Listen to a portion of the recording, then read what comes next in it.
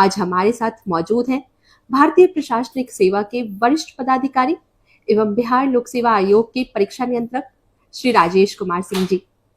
Sir, आपका बहुत बहुत स्वागत है। सर, परीक्षा फल आयोग द्वारा जब प्रकाशित किया गया उसके उपरांत देखा गया कि सोशल मीडिया पर कई कथित शिक्षकों और विश्लेषकों द्वारा परीक्षा फल का विश्लेषण किया जा रहा है और उस दौरान एक जो मुद्दा बहुत ज्यादा देखने को मिला वो था English medium versus Hindi medium का। सर, तो बहुत सारे अभ्यर्थियों का सर ऐसा मानना था कि इंग्लिश मीडियम के अभ्यर्थियों को हिंदी मीडियम के अभ्यर्थियों की तुलना में आयोग में अधिक अवसर मिलते हैं। तो सर, इस पे आप क्या कहना चाहेंगे? सर, इसमें सबसे पहले मैं कहना चाहूँगा कि यूपीएससी की तरह बिहार लोक सेवा आयोग फॉर्म भरवाते समय मीडियम नहीं भरवाता है, इसलिए हमें खुद ही नहीं पता रहता है कि अगर फाइनल रिजल्ट निकला है तो उसमें कितने हिंदी मीडियम के छात्र हैं और कितने अंग्रेजी मीडियम के छात्र हैं। जो कोई भी ऐसा आंकड़ा प्रस्तुत कर रहा है केवल भ्रमित करने के लिए प्रस्तुत कर रहा है। जो डेटा हमारे पास नहीं है वो किसी शिक्षक या किसी छात्र के पास कैसे हो सकता है। आयोग कोई फॉर्म में ऐसा प्रावधान ही नहीं रखा है कि इंग्लिश हिंदी मीडियम भरा जाए। जिसको जिसमें सुविधा है अपना परीक्षा देता है। ये केवल भ्रांति फैलाने की कोशिश की जाती है। ऐसा कुछ नहीं है कि हिंदी मीडियम के लोग ज़्यादा आए, अंग्रेजी मीडियम के लोग कम आए। ये तो ब्लाइंड असेसमेंट होता है, कॉपी जांच होती है, उसमें जिसको जैसा मार्क्स मिलता है उस हिसाब से आता है।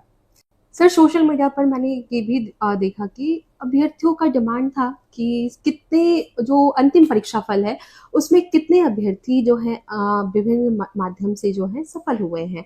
तो क्या आयोग के पास कोई ऐसा डेटा है जिससे पता चल सके कि इंग्लिश मीडियम के कितने अभ्यर्थी सफल हुए हैं और हिंदी मीडियम के कितने अभ्यर्थी सफल हुए हैं? ऐसा कोई डेटा हमारे पास नहीं है। जैसा कि मैंने आपको बताया, ये डेटा तभी आ सकता है जब फॉर्म भरते समय हम इंग्लिश या हिंदी मीडियम भरवा लें अभ्यर्थी से। और दूसरा एक ही तरीका है कि 70वीं में 20,000 लोग अपीयर हुए थे, तो 20,000 लोगों की कॉपी चेक करके आप मीडियम देखिए, तो ये कोई आंकड़ा पाने का तरीका नहीं है। हमारे पास ऐसा कोई आंकड़ा नहीं है। सर, एक सवाल और है कि सोशल मीडिया पर ऐसा भ्रम फैलाया गया कि आयोग द्वारा यह निर्देश दिया गया है कि इसी के पेपर में 70% से ऊपर किसी को भी मार्क्स नहीं दिया जाना है। तो सर, इस बात में कितनी सच्चाई है? ये सब केवल वही भ्रम फैलाने की बातें हैं। आयोग से ऐसा कोई सीलिंग नहीं लगाया गया कि इससे ऊपर मार्क्स नहीं दिया जाना है। 70% से ऊपर और 30% से कम मार्क्स देने पर वह प्रश्न हेड एग्जामिनर के लॉगिन में स्वतः चला जाता है। एग्जामिनर द्वारा 30% से कम या 70% से ऊपर मार्क्स दिया गया, वो हेड एग्जामिनर के लॉगिन में चला जाता है। हेड एग्जामिनर केवल इतना जांचते हैं कि जो मार्क्स दिया गया, जो अंक प्रदान किए गए, वो सही है। इसके अलावा आयोग की तरफ से कोई बाध्यकारी परिस्थिति नहीं दी गई है या कोई सीलिंग नहीं लगाई गई है कि 70% से ऊपर मार्क्स नहीं दिया जाना। बिल्कुल देते हैं लोग। कई लोगों को 75% मार्क्स आए हैं एसए में, या जिसमें सबसे ज़्यादा आरोप लगता है कि एसए में किसी माध्यम में कम मार्किंग की गई, किसी माध्यम में ज़्यादा मार्किंग की गई। ये सब बिल्कुल गलत बात है। तो सर, क्या यह अफवाह जो सोशल मीडिया पर चल रहा है कि हिंदी माध्यम के कंपेयर में जो इंग्लिश माध्यम के बच्चे थे उनको अधिक मार्क्स दिए गए हैं इस 70वीं की परीक्षा में, तो सर इस पे क्या स्टैंड है आयोग? देखिए, हमारे पास एक ही डेटा इस संबंध में मिल सकता है। जैसे अभी 71वीं मुख्य परीक्षा की कॉपियों की जांच चल रही है, तो 11,000 लगभग कैंडिडेट है। उसमें 5596 कैंडिडेट हिंदी माध्यम के हैं और 5400 कुछ कैंडिडेट हैं जो अंग्रेजी माध्यम के हैं। ये कोडिंग के समय हम लोग देख लेते हैं कितने इंग्लिश माध्यम की कॉपी है, कितने हिंदी माध्यम की है, इसलिए ताकि उस अनुपात में हिंदी या अंग्रेजी के शिक्षकों को बुलाया जा सके। इसके अलावा हमारे पास कोई डेटा नहीं होता है। ये सब बिल्कुल भ्रम फैलाने की बातें हैं। ऐसे कोई बात नहीं है। सर, इस बार जो परीक्षा फल प्रकाशित किया गया है आयोग के द्वारा, तो सर उस परीक्षा फल पर यह भी दावा किया जा रहा है कि बड़ी संख्या में जो अभ्यर्थियों का चयन हुआ है, जिन अभ्यर्थियों का, उसमें बाहर के या अन्य राज्यों के अभ्यर्थियों की संख्या बहुत ज्यादा है। तो सर इसके बारे में मैं जानना चाहूँगी कि क्या सर इसमें अन्य राज्यों को अधिक महत्व दिया गया है? हमारे यहाँ देखिए कॉपी जांच हो या इंटरव्यू हो, दोनों बिल्कुल ब्लाइंड असेसमेंट होता है। इंटरव्यू में जैसे कैंडिडेट खड़ा होता है इंटरव्यू बोर्ड के समक्ष, केवल उसका कोड और वो ग्रेजुएट है कि मास्टर डिग्री लिए हुए इतना पता होता है इंटरव्यू बोर्ड को। इसके अलावा उसके बारे में कुछ भी नहीं पता होता है कि उसका नाम क्या है, पिता का नाम क्या है, किस जिला का रहने वाला है, किस कैटेगरी का, कुछ नहीं पता होता है। और हमारा इंस्ट्रक्शन होता है इंटरव्यू बोर्ड के सभी मेंबर्स को कि इन सब बातों को पूछने से परहेज करें। ज़्यादा से ज़्यादा ये पूछ सकते हैं कि किस सब्जेक्ट में ग्रेजुएट है या MA MSc किए हुए है, ताकि उससे संबंधित क्वेश्चन पूछा जा सके। ये बिल्कुल ब्लाइंड असेसमेंट होता है। कॉपी की भी उसी बात है। मुख्य परीक्षा की कॉपी क्वेश्चन वाइज जांच होती है। अभी मैं उसका प्रोसेस बताऊंगा, तो उसमें कहीं कोई गुंजाइश नहीं है कि आप किसी को फेवर कीजिए, किसी को डिसफेवर कीजिए। ये सब बिल्कुल भ्रांति फैलाने की बात है। सर और हाँ, एक चीज़ और मैं कहना चाहूँगा, रही बात कि बाहर के लोग और बिहार के लोग, 829 जो जनरल कैटेगरी के कैंडिडेट सफल हुए हैं अनरिजर्व, उसमें 333 बिहार के बाहर के हैं। तो इसमें तो कुछ किया नहीं जा सकता। हमें तो ये भी नहीं पता होती कि इसकी कॉपी या इंटरव्यू बोर्ड में जो आ रहा है वो बिहार का रहने वाला कि बाहर का। रिजल्ट के समय हमको पता चलता है। तो ये आंकड़े तो हाँ, एक चीज़ अब हम लोगों ने किया था, प्रथम 100 जो सफल अभ्यर्थी हैं उसको हम लोगों ने देखा था कि कितने बिहार के बाहर के हैं, कितने बिहार के हैं। तो 69 कैंडिडेट बिहार के थे और 31 कैंडिडेट बिहार के बाहर के थे। ये डेटा एक हम लोगों ने निकलवाया था। सर इस बार बहुत से अभ्यर्थियों की यह भी शिकायत रही है कि सामान्य अंक आने के बाद भी मतलब सेम कट मार्क्स दो अभ्यर्थियों को प्राप्त हुआ या फिर कुछ अभ्यर्थी जो है सेम मार्क्स लाए हैं, तो सर उसके बावजूद उनका चयन जो है नहीं हो पाया। तो सर इसके लिए क्या? हाँ, सही है। ऐसे बहुत से कैंडिडेट होते हैं जिन्हें समान रूप से टोटल अंक प्राप्त होते हैं। तो उसमें तरीका क्या है कि अगर एक ही सीट बची और 2-3 कैंडिडेट हैं जिनको समान अंक है, तो उसमें तरीका ये है कि पहले रिटन के टोटल मार्क्स में जिसको ज़्यादा है उसको लिया जाता है। अगर रिटन के सभी कैंडिडेट जो 2-3 हैं सबको रिटन में बराबर मार्क्स है, रिटन का मतलब है GS1 GS2 और ऐसे मिलाकर, तो वो भी अगर समान अंक है तब देखा जाता है कि ऐसे में किसको ज़्यादा मार्क्स है। वो भी अगर संयोग से समान अंक हो गया तो डेट ऑफ बर्थ देखा जाता है, जिसमें अधिक उम्र वाले को प्रेफर किया जाता है। यही आयोग का तरीका है और आज से ये हर एग्जाम में फॉलो होता है। तो कई लोग को एक और मैं बात बता दूं, पीटी या मेन में अंतिम जो कट ऑफ मार्क्स किसी कैटेगरी का है उस पर जितने कैंडिडेट होते हैं उसको हम लोग ले लेते हैं। जैसे मुझे याद है 70वीं के मुख्य परीक्षा में 445 जो जनरल कैटेगरी का कट ऑफ गया था, अनरिजर्व कैटेगरी का, तो 445 अंक पर 26 स्टूडेंट थे। मैंने गिना था, 26 स्टूडेंट थे। तो मुख्य परीक्षा और पीटी में क्या होता है कि 26 को हम लोग ले लेते हैं। उसमें चूँकि सीट का लिमिटेशन होता नहीं है, लेकिन फाइनल रिजल्ट में सीट का लिमिटेशन होता है, इसलिए हम पहले देखते हैं कि एग्रीगेट मार्क्स किसका ज़्यादा है। वो अगर समान है तो फिर देखते हैं एसए में किसको ज़्यादा है, एसए भी अगर समान है तो डेट ऑफ बर्थ देखते हैं। यही तरीका है। सर ऑन स्क्रीन मार्किंग प्रक्रिया क्या है और इसको अपनाने से क्या फायदे हैं सर?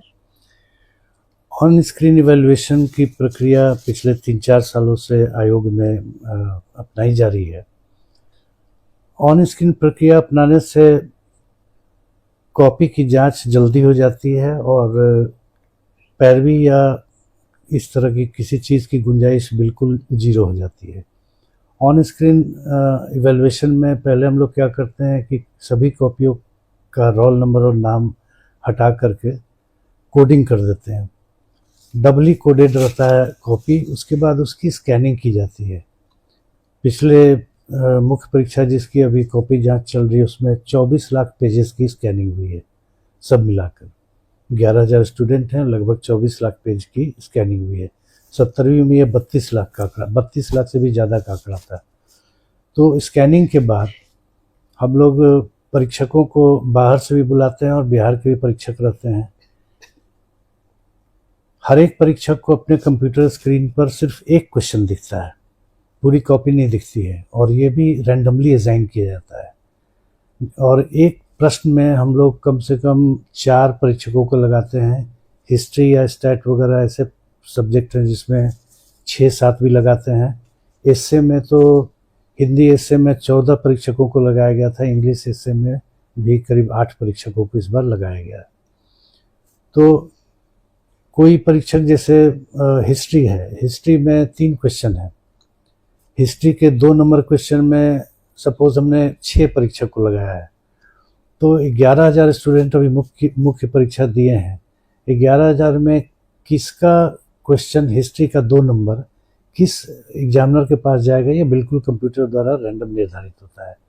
परीक्षक को जैसे इंटरव्यू बोर्ड का मैंने बताया कि रैंडम असेसमेंट करना होता है, पर्सनालिटी टेस्ट करना होता है, उसी तरह बिल्कुल रैंडम उनके सामने क्वेश्चन है और उसका आंसर है, उसकी जांच उन्हें करनी होती। किस अभ्यर्थी का प्रश्न है ये सब वहाँ कुछ वो देख ही नहीं सकते हैं, तो वो जांच करते हैं, बाद में कंप्यूटर से उसको कॉपी वाइज फिर समायोजित कर लिया जाता है। और इससे फ़ायदा है कि हम अनइवेलुएटेड कॉपी और इवेलुएटेड उत्तर पुस्तिका दोनों ही स्टूडेंट के लॉगिन में डाल देते हैं, माने स्टूडेंट अपना देख सकता है, प्रिंट आउट कर सकता है। तो एक फ़ायदा तो है कि स्कैनिंग करके और इवेलुएटेड अनइवेलुएटेड कॉपी हम उसके लॉगिन में डाल देते हैं। ये कम ही आयोग में इतना पारदर्शी व्यवस्था है कि हम स्टूडेंट को देखने देते हैं कि हाँ भाई आप देख लीजिए क्या आपको मार्क्स आया है। और रिजल्ट निकालने के पहले करीब 20-22 दिन स्क्रूटनी का काम चलता है, वो भी इम्पोर्टेंट है। इसीलिए आप ये देखेंगे कि रीटोटलिंग या किसी क्वेश्चन को अनइवेलुएटेड छोड़ दिया गया, ऐसा कभी शिकायत नहीं आती है। तो ऑन स्क्रीन से सबसे बड़ा फ़ायदा है कि पैरवी की गुंजाइश तो 0 हो जाती है, और सबसे बड़ी बात है कि स्टूडेंट को उनके लॉगिन में मिल जाता है देखने के लिए, स्कैनिंग करा कर ही हम लोग देते हैं। तो ये अच्छा है, आयोग के लिए भी अच्छा है कि स्टूडेंट को लॉगिन में देते हैं, पारदर्शी प्रक्रिया है। क्योंकि मुझे जहाँ तक पता है बहुत कम आयोग हैं जो स्टूडेंट को लॉगिन में मुख्य परीक्षा की भी कॉपी दे देते हैं। हम लोग तो अनइवेलुएटेड भी दे देते हैं कि स्टूडेंट देख ले कि कोई पेज ब्लर स्कैन नहीं हुआ है, कोई पेज छूट नहीं गया है। होता है जहाँ 24 लाख 35 लाख पेज की स्कैनिंग हो रही है, तो एक आध पेज ब्लर आ जाता है, तो तुरंत स्टूडेंट मेल करता है, उसको हम लोग फिर कॉपी निकलवा के रीस्कैन करा देते हैं। तो सर क्या ये ओएसएम की जो प्रक्रिया है अन्य आयोगों में भी अपनाई जाती है? हाँ, कुछ राज्य के आयोगों में ये अपनाई जा रही है, लेकिन सभी जगह नहीं, कुछ ही राज्य के आयोग, लेकिन इसकी लोकप्रियता बढ़ती जा रही है और मुझे लगता है धीरे धीरे इसका प्रचलन बढ़ेगा। सर मैं ये भी जानना चाहूंगी कि ओएसएम में जो परीक्षक होते हैं क्या उनके मूल्यांकन की भी जांच की जाती है? हाँ, ये एक दूसरा फायदा ये है कि अगर आप ऑन स्क्रीन इवैल्यूएशन नहीं करा रहे हैं तो कौन परीक्षक कितना अंक दे रहा है ये हम लोग इवेलुएट करना मुश्किल हो जाएगा। लेकिन ऑन स्क्रीन इवैल्यूएशन में ग्राफिकली हम लोग हर सप्ताह या 10 दिन पर ये भी देख लेते हैं, ग्राफ के रूप में हमारे सामने आता है कि मान लीजिए कि 38 अंक का एक क्वेश्चन है, तो उसमें कोई परीक्षक अधिकतम 30-32 दे रहा है और न्यूनतम 24-25 दे रहा है अगर लिबरल है। तो कोई बहुत स्ट्रिक्ट एग्जामिनर है तो वो अधिकतम 25 दे रहे हैं और न्यूनतम 16 या 17 दे रहे हैं। तो वो हम लोग ग्राफिकली देख लेते हैं और फाइनली दोनों परीक्षक को बुला करके जो ज़्यादा लिबरल है कि नहीं आप थोड़ा स्ट्रिक्ट होइए, जो ज़्यादा स्ट्रिक्ट है उनको थोड़ा लिबरल होइए, ताकि एक समान ये देखिए एक ही क्वेश्चन को 5 अलग अलग आदमी को आप दे दीजिए जांच करने, तो ये तय बात है कि पांचों अलग अलग अंक देंगे, एकदम समान अंक दें ये बहुत रिमोट पॉसिबिलिटी है। मगर उसको भी इक्वलाइज करने के लिए हम लोग ये ग्राफिकल एनालिसिस करते हैं और संबंधित परीक्षकों को सुधार करते हैं। जैसे एक चीज़ और बता दूं, मैं इसी क्रम में 70वीं मुख्य परीक्षा में एक परीक्षक ने हिस्ट्री के क्वेश्चन में 0 अंक दे दिया काफ़ी सारे लोगों को। ये हम लोग के डेटा एनालिसिस से ही पता चला, जबकि हम लोग मान के चलते हैं कि पीटी परीक्षा कंप्लीट करके आया हुआ स्टूडेंट 0 अंक पाने का हकदार नहीं होता। हो सकता है कि साइंस का स्टूडेंट है, आर्ट्स का बिल्कुल किसी प्रश्न का नॉलेज ना हो, या आर्ट्स का स्टूडेंट है साइंस का कोई कठिन प्रश्न आ गया तो नहीं लिख पाया। तो ऐसा मतलब रिमोट पॉसिबिलिटी नहीं है, लेकिन 0 अंक उसको हम लोग अवॉइड करते हैं और ये देख लेते हैं कि बहुत ज़्यादा, तो उसमें एक परीक्षक थे जिन्होंने 200 लोगों से भी ज़्यादा बच्चों को 0 अंक प्रदान कर दिए। तो उसका हम लोगों ने री एग्जामिन कराया दूसरे एग्जामिनर से, दूसरे एचई से, तो उसमें अंक बढ़े, तो उस परीक्षा को हटा भी दिया गया है। तो ये सब चीज़ें हम लोग ग्राफिकली देख लेते हैं। मतलब एक्शंस भी लिए बिल्कुल, जाते हैं, ऐसा नहीं कि परीक्षक जो भी जांच दिए हम सीधे रिजल्ट निकाल दिए। स्क्रूटनी होती है कि परीक्षक द्वारा कोई अनइवैल्यूएटेड क्वेश्चन नहीं छोड़ दिया गया, टोटलिंग में कोई गड़बड़ी नहीं हो गई मैंने, और भी जिस प्रश्न के आगे अंक देना है उसी प्रश्न के आगे उन्होंने अंक दिया है। छोटी बड़ी और भी बहुत सी चीज़ों को हम लोग देखते हैं। 0 अंक वाले को भी देखते हैं।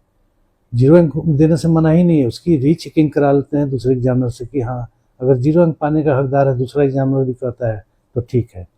लेकिन उस एग्जामिनर का जो 17वीं में मैं बता रहा हूँ, उन्होंने 200 से ज़्यादा स्टूडेंट को 0 अंक दे दिए थे, जिसकी दोबारा जांच कराने पर लगभग सारे स्टूडेंट के अंक 1 से लेके आगे तक बढ़ गए थे।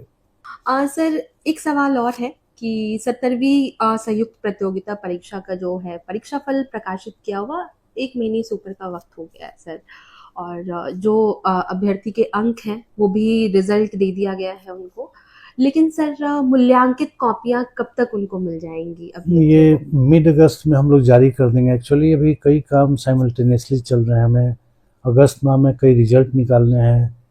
71वीं की मुख्य परीक्षा की कॉपी की जांच चल रही है, 72वीं पीटी की तैयारी भी चल रही है, तो थोड़ा सा टाइम लगेगा, लेकिन मिड अगस्त में हम लोग अनइवैल्यूएटेड कॉपी भी स्टूडेंट को दे देंगे। सर रिजल्ट को लेकर के भी अभ्यर्थियों का प्रश्न रहा है, तो सर एसओ और डीएसओ इनके रिजल्ट का क्या है? एएसओ और डीएसओ नहीं, जिला खेल पदाधिकारी, सहायक पर्यावरण वैज्ञानिक, स्टेनोग्राफर, बहुत सारी परीक्षाएं हैं। मुझे याद पड़ता है 7 रिजल्ट हमें देने हैं। अगस्त में हमारा रिजल्ट देने का ही महीना है, तो अगस्त में ये 6-7 रिजल्ट आ जाएंगे। तो सर विशेष शिक्षक के अभ्यर्थी जो हैं वो भी रिजल्ट के लिए बहुत वक्त से क्वेरी कर रहे हैं, तो सर उनके रिजल्ट नहीं, क्या अगस्त में है? विशेष शिक्षक में कुछ कठिनाई है। उसमें सबसे बड़ी कठिनाई है कि कोई 3 ऑप्शन भरना था अभ्यर्थी को, मगर ज़्यादातर अभ्यर्थियों ने 9 के 9 ऑप्शन भर दिए हैं। तो हम लोग पोर्टल खोल रहे हैं, उसकी तैयारी चल रही है। फिर से उन्हें कोई 3 ऑप्शन जिसके लिए वो एलिजिबल है, अपने ग्रेजुएशन या इंटर उन्होंने जिस सब्जेक्ट में किया है उसके लिए वो अधिकतम 3 ऑप्शन देने के लिए एलिजिबल है, लेकिन सभी ने 9 भर दिया है। अब है क्या कि मान लीजिए प्रथम 3 हम अगर ऊपर से चुन ले जो उन्होंने भरा है, केस ये भी संभावना थी, और मान लीजिए उसमें क्वालिफाई नहीं कर रहे तो उनका रिजल्ट होते हुए भी नहीं हो पाएगा। तो हम फिर से पोर्टल खोलने जा रहे हैं, फिर से उनका ऑप्शन लिया जाएगा, उसके बाद रिजल्ट प्रकाशित किया जाएगा। सर टीआरई 4 की अधियाचना क्या आयोग को प्राप्त हो गई है? हाँ, टीआरई 4 की अधियाचना हमें प्राप्त हो गई है। उसमें थोड़ी सी त्रुटि है, उसको हम लोग आज ही शिक्षा विभाग को लिख रहे हैं, और वहाँ से त्रुटि निराकरण के बाद प्राप्त हो जाएगा तो आगे की हम लोग कार्रवाई करेंगे। तो लगभग सर अगर कोई एस्टिमेटेड टाइम अगर लेकर चले कि कब तक चले आ जाएगी अधियाचना? ये तो निर्भर करता है कि कितने दिन में शिक्षा विभाग अधियाचना को सुधार करके भेज देगा। फिर विज्ञापन तैयार करके उसका प्रारूप सहमति के लिए हम लोग भेजते हैं, तो उम्मीद करते हैं अगस्त में कभी भी हम लोग निकाल देंगे। Sir thank you so much sir. आशा करती हूँ कि हमारे सभी अभ्यर्थियों के सभी प्रश्नों के उत्तर मिल गए होंगे और उनकी सारी आशंकाएं दूर हो गई होंगी। इस पॉडकास्ट के माध्यम से मैं अभ्यर्थियों से एक विनम्र आग्रह भी करना चाहूंगी। आपका समय और आपकी मेहनत दोनों बहुत ही मूल्यवान है, इसलिए इसे तथ्यहीन दावों, भ्रामक सूचनाओं और निराधार अफवाहों के पीछे व्यर्थ ना करें। कई बार ऐसे प्रयास व्यक्तिगत स्वार्थ, राजनीतिक लाभ और व्यावसायिक हित के उद्देश्य से किए जाते हैं। इसका सबसे बड़ा नुकसान ईमानदारी से मेहनत कर रहे अभ्यर्थियों को उठाना पड़ता है। बिहार लोक सेवा आयोग की चयन प्रक्रिया पारदर्शिता, निष्पक्षता और अभ्यर्थियों के हित को ध्यान में रखकर ही संचालित की जाती है। इसलिए किसी भी प्रकार की अफवाहों पर ध्यान देने से पहले स्वविवेक का इस्तेमाल जरूर करें और जैसा कि सर ने बताया कि आने वाले दिनों में कई महत्वपूर्ण और बड़ी परीक्षाओं का आयोजन होना है, तो अपने समय का सदुपयोग करें, ध्यान केंद्रित रखें और अफवाहों से खुद को दूर रखें। धन्यवाद।